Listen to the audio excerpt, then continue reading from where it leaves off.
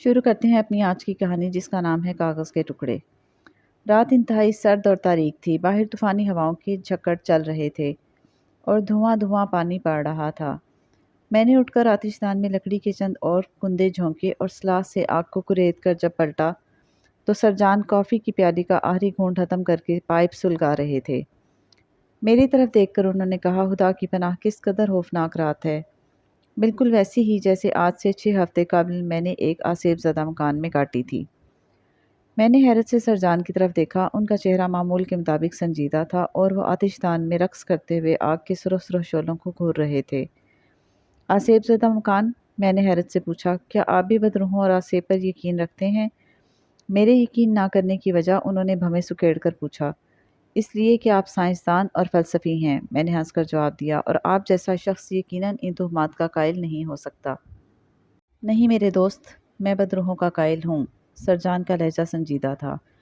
انہوں نے پائپ کا طویل کش کھینچا اور دھواں خارج کرتے ہوئے بولے، آج سے 6 ہفتے قبل تک اگر کوئی شخص مجھے بدروحوں کی موجودگی کا یقین دلانے کی کوشش کرتا تو میں اس کی باتوں پر کان نہ دھرتا، مگر اب انہوں نے جملہ نامکمل چھوڑ دیا۔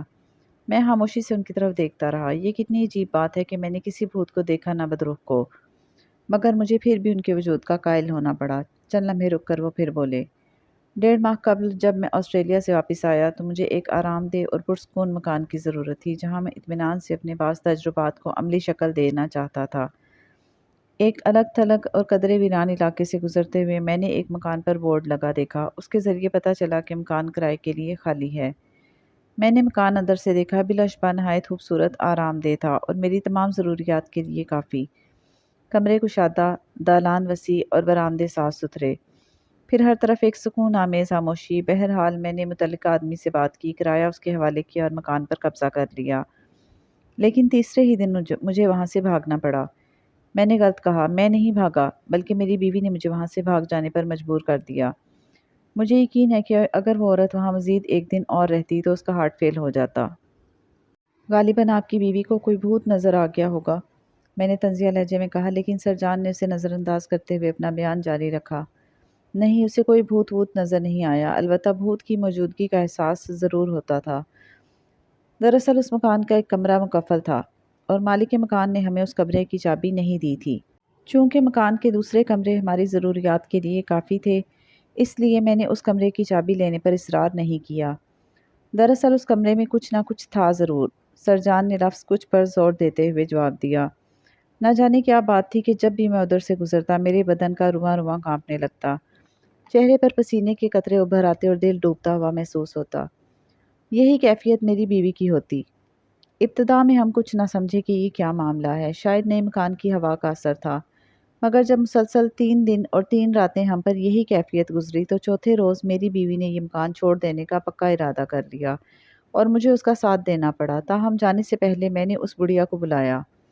یہ بڑھیا اسی مکان کے ایک گوشے میں نہ جانے کب سے رہتی تھی۔ اسے مالک کی طرف سے مکان کی دیکھ بھال اور کرایہ داروں کا چھوٹا موٹا کام کرنے پر مقرر کیا گیا تھا۔ جب میں نے بڑھیا سے کہا کہ ہمارا ارادہ اس مکان میں رہنے کا نہیں تو اس نے گردن ہلائی اور کہنے لگی، مجھے پہلے ہی معلوم تھا کہ آپ کو یہاں سے بھاگنا پڑے گا، وہ آپ کو کبھی چین سے نہ رہنے دیں گے۔ آپ سے پہلے کئی لوگ اس مکان میں رہنے آئے لیکن کوئی بھی 1 یا 2 راتوں سے زیادہ اس میں رہنے کی جرات نہ کر سکا۔ آپ نے بلا شبہ بڑی ہمت کی ہے کہ 3 راتیں کاٹ دیں۔ بڑھیا کی یہ الفاظ سن کر میں نے پوچھا، وہ کون ہیں جو ہمیں یہاں چین سے نہیں رہنے دیں گے؟ اس کے جواب میں وہ میری طرف یوں تکنے لگی جیسے میں احمق ہوں۔ پھر بولی، بدروہیں اور کون؟ وہ برسوں سے اس مکان میں ہیں اور میں بھی برسوں سے اس مکان میں رہتی ہوں۔ میں جانتی ہوں کہ انہیں میری موجودگی بھی پسند نہیں، مگر میں ہرگز مکان نہیں چھوڑوں گی، ہاں وہ مجھے مار ہی ڈالیں، اور یقیناً ایک نہ ایک روز مجھے انہی کے ہاتھوں مرنا ہے اور پھر میں بھی ان بدروحوں میں شامل ہو جاؤں گی۔ اس نے لرزہ خیز انداز میں اپنا منہ کھولا اور قہقہہ لگانے کی کوشش کی۔ ایک لمحے کے لیے مجھے یوں محسوس ہوا کہ یہ بڑھیا گوشت پوست کی بنی ہوئی مخلوق نہیں بلکہ کوئی بدروح ہے۔ پھر آپ نے کیا کیا سرجان؟ میں نے پوچھا۔ کیا کرتا، اسی وقت اپنا سامان بندھوایا اور رخصت ہو گیا۔ اگر میری بیوی وہاں سے فوراً جانے کے لیے بضد نہ ہوتی تو شاید میں اس مکان میں مزید قیام کرتا۔ سرجان نے اٹھ کر کھڑکی سے باہر جھانکا۔ بارش کس قدر ہلکی ہو گئی ہے۔ اب میں جاتا ہوں، خدا حافظ۔ انہوں نے دروازہ کھولا۔ یہ پستہ ہوا فراٹے بھرتی ہوئی کمرے میں داخل ہوئی۔ میری طرف سے کوئی جواب نہ پا کر سرجان ایک ثانیے کے لیے رکے اور بولے، کیا آپ اسی مکان کے متعلق سوچ رہے ہیں؟ جی ہاں، میں نے جواب دیا۔ ازراہ کرم اس کا پتہ بتاتے جائیے، میں بھی اس مکان میں 1-2 روز قیام کرنا چاہتا ہوں۔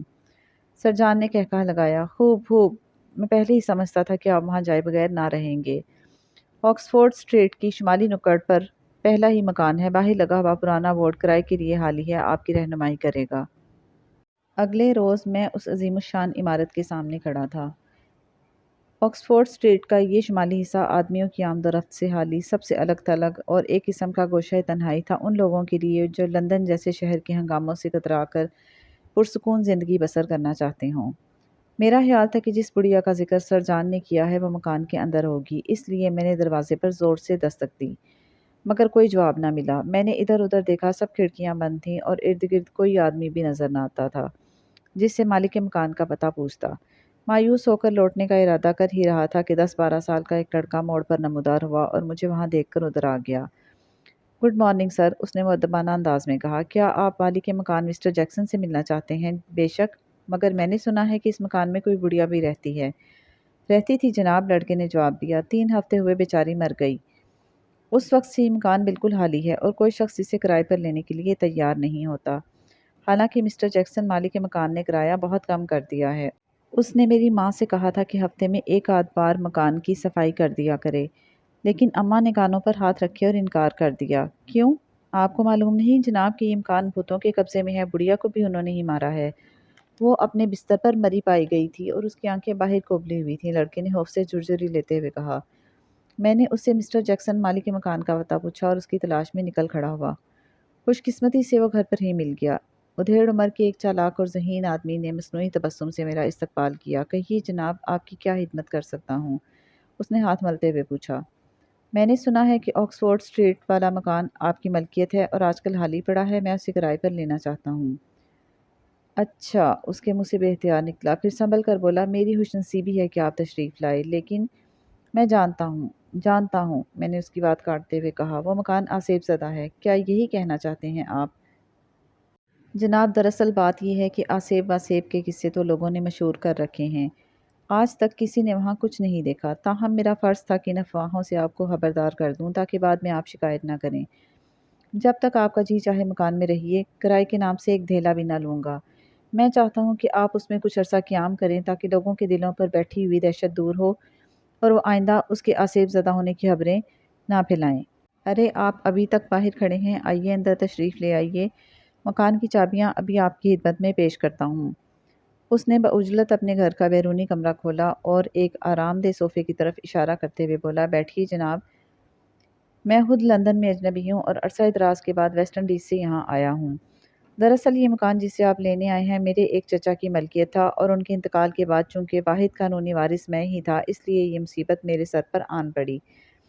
میں خود بھی اس میں ایک رات رہا اور سوائے اس کی کچھ ویرانی سی ہے مجھے کوئی آصف دکھائی نہیں دیا۔ یہ کہتے ہوئے اس کے چہرے کا رنگ ایک لمحے کے لیے متغیر ہوا، لیکن پھر مصنوعی بشاشت پیدا کر کے کہنے لگا، جب سے وہ بدبخت بڑھیا مری ہے لوگ طرح طرح کی افواہیں تیزی سے اڑانے لگے ہیں، خدا انہیں غارت کرے۔ کل ہی ایک شخص کہہ رہا تھا کہ بڑھیا کو بدروحوں نے گلا گھونٹ کر ہلاک کیا ہے۔ بھلا بتائیے جناب، کسی بدروح نے آج تک کسی انسان کا گلا گھونٹا ہے؟ وہ بڑھیا کتنے عرصے سے اس مکان میں رہ رہی تھی؟ 40 سال سے جناب، 40 سال سے، اور اس طویل عرصے میں اس پر کسی بدروح یا آصف نے توجہ نہیں دی۔ اب اس کی طبعی عمر پوری ہو چکی تھی اور اسے ایک نہ ایک دن مرنا ہی تھا۔ مکان کے بارے میں پہلے پہل افواہ کب اڑی کہ وہ آصف زدہ ہے، میں یقین سے نہیں کہہ سکتا، تاہم اسی بڑھیا نے مجھے بتایا تھا کہ جس زمانے میں وہ اس مکان میں آئی تھی اسی زمانے سے یہ مکان بدنام ہے۔ بہرحال اپنے چچا کی موت کے بعد گزشتہ سال جب میں یہاں آیا تو لوگوں نے مجھے بتایا کہ یہ مکان آصف زدہ ہے، لیکن میں نے اس بکواس پر دھیان نہ دیا۔ مکان خاصا بڑا اور مضبوط ہے اور میں خوش تھا کہ اگر اس پر رنگ روغن کرا دیا جائے اور نیا فرنیچر لگ جائے تو اچھا کرایہ مل جائے گا۔ چنانچہ میں نے لوگوں کی باتوں پر دھیان دیے بغیر اس کی مرمت کرائی اور آپ خود دیکھ لیں گے کہ مکان بالکل نیا ہو گیا ہے، لیکن افسوس کہ ان افواہوں کی وجہ سے کوئی بھی کرایہ دار 2 دن سے زیادہ اس میں نہیں رہا۔ مجھے آپ سے دلی ہمدردی ہے مسٹر جیکسن، بس کیا عرض کروں جناب، اس نے اس انداز میں گردن ہلاتے ہوئے کہا جیسے واقعی اپنی بد نصیبی پر افسوس کر رہا ہو۔ کیا عرض کروں، جب تک ویسٹ انڈیز میں رہا کوئی پریشانی لاحق نہ تھی، اور اب لندن آتے ہی میرے سامنے مصیبتوں کا پہاڑ کھڑا ہو گیا ہے۔ تھوڑی بہت رقم میرے پاس تھی، وہ اس منحوس مکان کی مرمت میں لگا چکا، अब फाकों तक नौबत आ पहुंची है। मकान बेचने का कई मरतबा इरादा किया, अखबारों में इश्तहार दिए, दलालों से बात की, ज़्यादा कमीशन का लालच दिया, मगर बेसूद। मकान के आसेब ज़दा होने की कहानियाँ खरीदारों तक पहुंचती हैं, मकानों पर हाथ धरते हैं और मकान खरीदने से साफ इनकार कर देते हैं। मुझे यकीन है कि वहाँ कोई भूत प्रेत नहीं, सिर्फ हमारे असाब की कमज़ोरी है जो हमें भूत बनकर डराती है। आप मजबूत असाब और पुख्ता दिलो दिमाग के आदमी दिखाई देते हैं। खुदा के लिए वहाँ जाकर रहिए और लोगों के दिलों से बदरूहों का खौफ निकालिए। फ़र्ज़ करें मैं मजबूत असाब का मालिक ना होता, क्या फिर भी आप मुझे इस मकान में रहने का ईमानदारी से मशवरा देते? जैक्सन ने हैरत से मुंह खोलकर मेरी तरफ देखा और चंद लम्हे तामुल के बाद बोला, आपका मकसद मैं समझ गया और बहुधा झूठ ना कहूँगा। अगर मैं ये जानता कि आप कमज़ोर असाब के आदमी हैं तो इस मकान में हरगिज़ हरगिज़ एक रात भी काटने की इजाज़त आपको ना देता। क्यों? इसका जवाब मैं नहीं दे सकता। दरअसल मैं खुद वहाँ एक रात रहा और अगरचे मैंने अपनी आंखों से कुछ नहीं देखा, ताहम किसी नामालूम खौफ के ज़ेर असर मेरे जिस्म के रोंगटे बार बार खड़े होते थे और सुबह होने से पहले पहले मेरी हालत इस कदर अबतर हो गई थी कि मैं बमुश्किल बाहर निकल सका। मैं आपका शुक्रगुज़ार हूँ मिस्टर जैक्सन, आपने अज़राही नवाजिश इतनी बातें बताईं। अब उस मकान की चाबियाँ अनायत फरमाइए। उसने एक अलमारी खोलकर चाबियों का गुच्छा मेरे सामने रख दिया और रुखसत करने दरवाजे तक आया। खुदा हाफिज़ मिस्टर लाइटन, उसने मुसाफा करते हुए कहा, मुझे यकीन है कि आप इस मकान में आराम से रहेंगे और बहुत जल्द कोई अच्छी खबर आनकर सुनाएंगे। जब मैं अपने घर पहुंचा तो आसेब ज़दा मकान में रहने का पूरा नक्शा जहन में मुरतब कर चुका था। मैंने इन तमाम रवायतों पर ठंडे दिल से गौर किया जो मालिक मकान ने सुनाई थीं या उसने मुख्तलिफ लोगों और किराएदारों से सुनी थीं। आखिर इस नतीजे पर पहुंचा कि मामला पुरस्कार ज़रूर है, क्योंकि इतने अफराद बिला ज़रूरत झूठ नहीं बोल सकते। बहरहाल मैं इसकी तह तक पहुंचने का तहैया कर चुका था। शाम होने से कुछ देर पहले मैंने अपने नौकर फ्रांसिस को बुलवाया। ये शख्स बहुत दिनों से मेरे पास था। पिस्ता कामत, मजबूत जिस्म और चमकती स्याह आंखों वाला फ्रांसिस इंतहाई निडर और बेखौफ आदमी था और मेरी तरह उसे भी आसेब ज़दा मकानों में रहने और जानलेवा किस्म की मुहिमों में कूद पड़ने की आदत हो गई थी। मेरे चेहरे पर सोच विचार के असरात देखकर उसे रहा ना गया। करीब आकर बोला, मास्टर आप कुछ परेशान नज़र आते हैं, खैर तो है? हाँ, हैरियत ही है, ये लो चाबियाँ। ऑक्सफोर्ड स्ट्रीट की शुमाली नुक्कड़ पर एक बड़ा सा मकान मैंने आज ही किराए पर लिया है, ये उसी मकान की चाबियाँ हैं। मैं आज रात उस मकान में सोना चाहता हूँ। अपने साथ चंद आदमी ले जाओ, सफाई वगैरह करके बड़े कमरे के आतिशदान में आग रोशन कर देना, और हाँ, अपने साथ रिवॉल्वर ज़रूर ले जाना। उसने चाबियाँ लेते हुए हैरत से मेरी तरफ देखा। क्या वहाँ रिवॉल्वर की ज़रूरत भी पड़ेगी? शायद पड़ जाए, मैंने कहा, इसलिए कि वह मकान आसेब ज़दा है। फ्रांसिस का चेहरा फरते मसरत से रोशन हो गया। एक नई मुहिम उसके सामने थी। वो चिल्लाया, मास्टर, आसेब ज़दा मकान, अब आएगा मज़ा। मुझे भी भूतों की ज़ियारत किए हुए अरसा गुजर चुका है। आपको याद है मास्टर, जर्मनी का वो पुराना किला जिसमें हम 3 माह रहे थे और भूतों का नाटका बंद कर दिया था? फ्रांसिस ने जर्मनी के जिस पुराने किले की तरफ इशारा किया था वो आसेब ज़दा नहीं था, लेकिन उसके आसेब ज़दा होने की दास्तानें मशहूर थीं। हालांकि हकीकत सिर्फ इतनी थी कि चंद ज़हीन जुराइम पेशा अफराद की एक टोली ने उसे अपना अड्डा बना रखा था और साइंस की मदद से किले के मुख्तलिफ हिस्सों में ये लोग रातों और कभी कभी दिन के वक्त भी तरह तरह के शोबे दिखाकर सियाहों और मुकामी लोगों को खौफजदा कर देते थे। लेकिन जब मैंने उस किले के एक हिस्से को अपनी रिहाइश गाह बना लिया तो उन मुजरिमों ने भूतों का रूप धार कर मुझे डराने की कोशिश की। चंद ही रोज़ बाद छत पर से दफ्तन खून की बारिश हुई और मेरा बिस्तर और कपड़े खून में रंगे गए।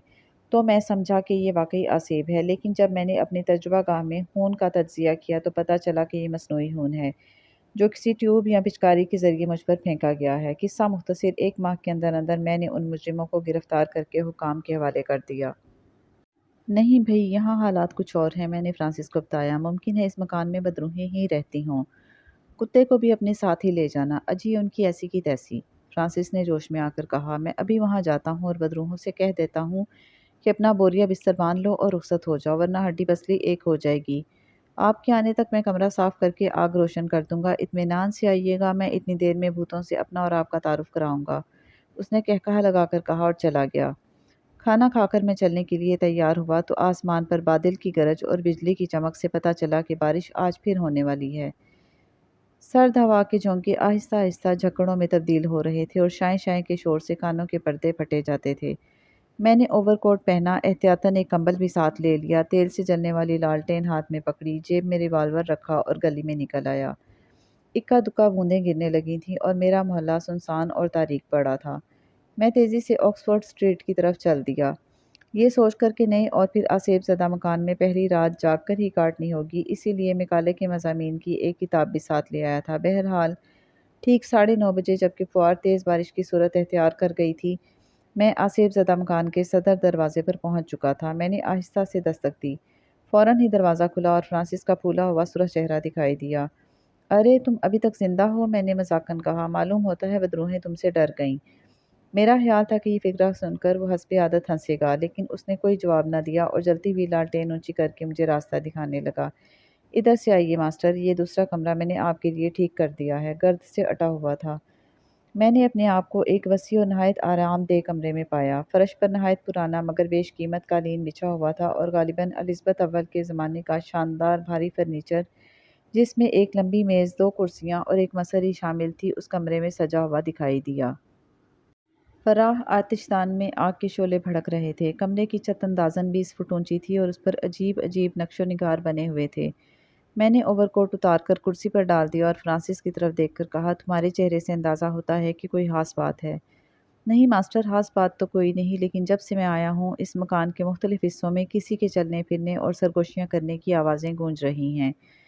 ممکن ہے یہ آوازیں تیز ہوا اور بارش کے شور کی وجہ سے پیدا ہو رہی ہوں، میں نے کہا۔ اچھا یہ بتاؤ، مکان تمہیں پسند آیا؟ کہو تو اسے خرید لوں۔ مکان تو شاندار ہے ماسٹر، اگرچہ پرانا ہے، لیکن ہے کسی امیر وزیر کی رہائش گاہ۔ 30 کمرے ہیں جناب اس میں، گیلریوں، برآمدوں اور غلام گردشوں کا تو شمار ہی نہیں۔ یکایک میری کرسی ہلی اور یوں محسوس ہوا کہ کسی نے میرا ٹہنا پکڑ لیا ہے۔ حلق سے چیخ نکلتے نکلتے رہ گئی اور دوسرے ہی لمحے میرا پالتو کتا کھڑا محبت سے دم ہلا رہا تھا۔ کمبخت نے ڈرا ہی دیا، میں نے ہنس کر کہا۔ آؤ فرانسس، ذرا ایک نظر میں بھی اس مکان کے اندرونی حصوں پر ڈال لوں۔ جب ہم دونوں کمرے سے نکلے تو کتا دروازے کے ساتھ آیا، لیکن غلام گردش میں آنے کے بعد وہ دوبارہ کمرے کی طرف بھاگا۔